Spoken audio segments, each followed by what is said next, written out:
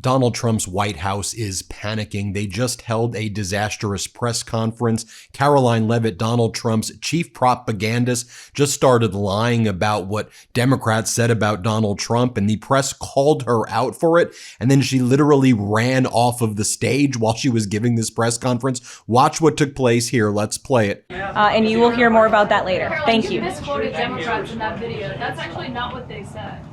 And then Karoline Leavitt, before that, was asked by the press, what did Donald Trump mean when he called one of the members of the press, a female reporter from Bloomberg, piggy? When he called her piggy, what did he mean by that? And Karoline Leavitt was like, that's how he should treat you, because he's being transparent. So he's calling you what you are. That's basically what she said, that she deserved to be called piggy. That's disgusting. This is what you're teaching our children, the next generation? How horrible. Here, play this clip. Tomorrow, and I'll let the president speak for himself. Natalie. Thank you, Caroline. What did the president mean when he called a reporter piggy? Look, the president is very frank and honest with everyone in this room. You've all seen it yourself.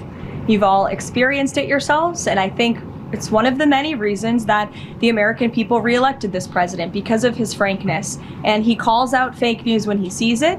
He gets frustrated with reporters when you lie about him, when you spread fake news about him and his administration. But he also is the most transparent president in history. And he gives all of you in this room, as you all know, unprecedented access. You are in the Oval Office almost every day asking the president questions. And so I think the president being frank and open and honest to your faces rather than hiding behind your backs is frankly a lot more respectful than what you saw in the last administration, where you had a president who lied to your face and then didn't speak to you for weeks and hid upstairs and didn't take your questions. So I think everyone in this room should appreciate the frankness and the openness that you get from President Trump on a near daily basis. Go ahead. Then she goes and attacks the president of South Africa, Ramaphosa, and she's like, he needs to stop running his mouth right now.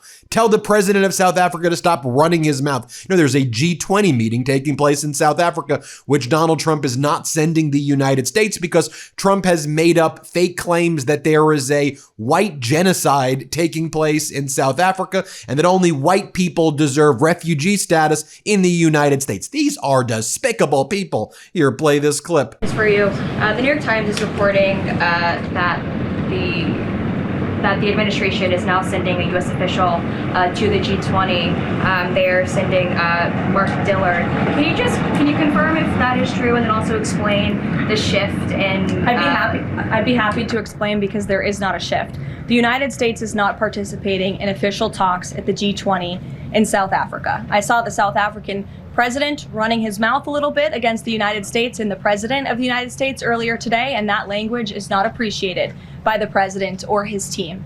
The ambassador or the representative of the embassy in South Africa is simply there to recognize that the United States will be the host of the G20. They are receiving that send-off at the end of the event. They are not there to participate in official talks, despite what the South African president is falsely claiming. On Ukraine, there have been reports. And then Karoline Leavitt says, you know, the great thing about the government shutdown is we all learned that we don't need a Department of Education anymore. Here, play this clip. The Democrats' reckless 43-day government shutdown did manage to do one valuable thing. It proved that America does not need a federal Department of Education. During the longest shutdown in history, the Department of Education furloughed 90% of its staff, and America's education system was not impacted whatsoever. Schools stayed fully open across the country. Students attended class and received normal in-person instruction, and our wonderful teachers received their paychecks uninterrupted. The Democrats' government shutdown made it painfully obvious that American families do not need the Department of Education. How disgusting. You're saying that you use the shutdown to rip away people's healthcare, to take away people's SNAP benefits, and the thing you learned is not how people were suffering, but to take away the Department of Education to harm our kids? Doesn't it seem that everything this regime does, whether it's cover up a child sex trafficking ring with the Epstein files, ripping away people's healthcare, attacking Medicaid, going after the Department of Education, they want to attack and kill the kids. That's what they wanted. It's so disgusting. Then right here, you have Karoline Leavitt talk about the meeting taking place in the Oval Office tomorrow between Donald Trump and the New York City mayor-elect, Mamdani. And she's like, we're having a little communist here. We're having a little communist over. And again, just who behaves like this? Like, these are freaking evil, weird, demented human beings. Here, play this clip. I think you'll all hear from him directly. I also think I will just add, it speaks volumes that tomorrow we have a communist coming to the White House, because that's who the Democrat Party elected as the mayor of the largest city in the country. I think it's very telling, but I also think it speaks to the fact that President Trump is willing to meet with anyone and talk to anyone and to try to do what's right on behalf of the American people, whether they live in blue states or red states or blue cities, in a city that's becoming much more left than I think this president ever anticipated in his many years of living in New York. Ever wake up sweaty, freezing, or just uncomfortable? The temperature in your bedroom can make or break your sleep. That's why I switched to Miracle Made sheets. They're inspired by NASA technology and use silver-infused temperature-regulating fabric to help you sleep perfectly all night long. Miracle Made sheets are crafted with NASA-inspired, silver-infused fabric that helps regulate your body temperature. Hot sleeper, cold sleeper, it doesn't matter. These sheets help keep you in the comfort zone all night long. Thanks to their antibacterial silver technology, Miracle Made sheets stay cleaner and fresher up to 3 times longer than regular sheets. That means fewer odors, fewer wash cycles, and way less laundry. They feel just as good, if not better, than sheets you'd find at a 5-star hotel, but without the steep price tag. Smooth, breathable, and ridiculously comfortable. Upgrade your sleep or give the gift of better rest. Go to trymiracle.com/Meidas to try Miracle Made sheets today. You'll save over 40%, and when you use promo code Meidas, you'll get an extra 20% off plus a free 3-piece towel set. They make an amazing gift. With a 30-day money-back guarantee, there's no risk. That's trymiracle.com/Meidas, code Meidas at checkout. Thanks to Miracle Made for sponsoring this episode. Then a reporter asks Karoline Leavitt, so you're accusing the Democrats of engaging in political violence, but Donald Trump's been making social media posts all day saying that Democrats who said that the military should not follow unlawful orders, and they were very clear, do not follow unlawful orders because you'll end up in a military tribunal. You're in the chain of command. Don't follow them. And Donald Trump saying that those Democrats should be killed, that George Washington would have hung them, and that they should be hung for sedition. And Karoline Leavitt then lies, and the reporter says, they were saying illegal orders, like you're not even addressing the question. And then she runs off. But here, play this clip. Can I just follow up? The president and the vice president, for that matter, have accused the other side of encouraging political violence. Isn't that exactly what the president is doing when he says that members of Congress should be killed? Why aren't you talking about what these members of Congress are doing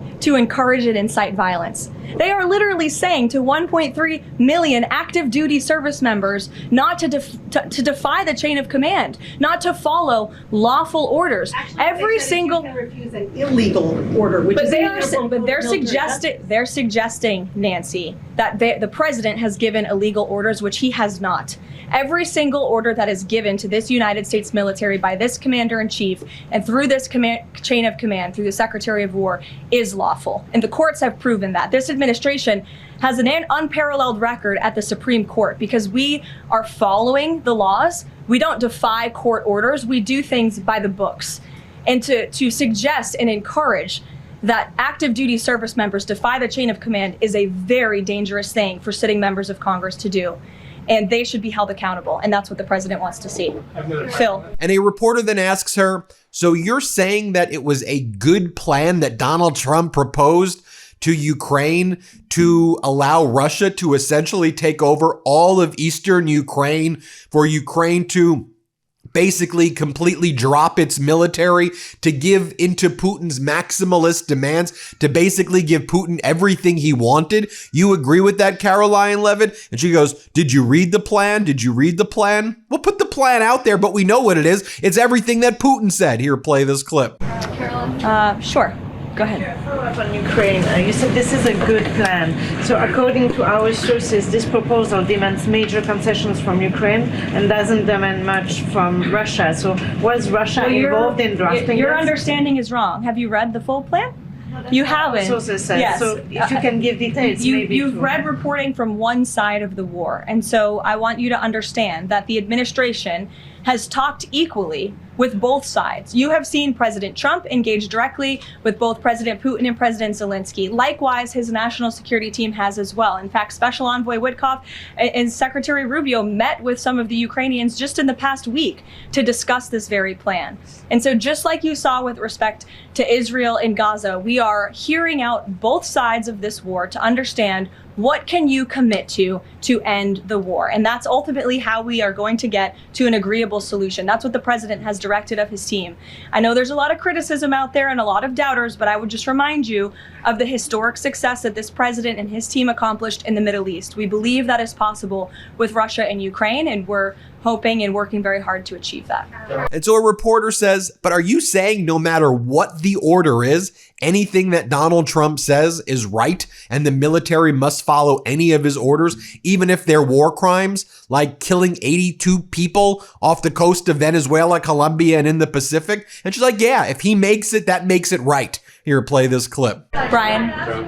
Thank you, Caroline. Two questions. We were talking about before, earlier in this briefing, about the president's orders. You were going back and forth about what the ad said and what it didn't say. My first question is... The ad? The advertisement that the Senate Democrats were featured in. So the first question is, no matter what the order is, it could be to any administration official, military or otherwise, no matter if legal experts might think it's illegal, does the president expect those cabinet members, administration officials to go ahead with those orders regardless of any outside thinking or experts? The president expects his cabinet officials and the administration to follow the law and to demand accountability and hold people accountable for their dangerous rhetoric. And I would just add that if this were Republican members of Congress who were encouraging members of the military and members of our United States government to defy orders from the president and from the chain of command, this entire room would be up in arms. But instead, it is the other way around, and I think that's quite telling. I'm going to let you all go because the president,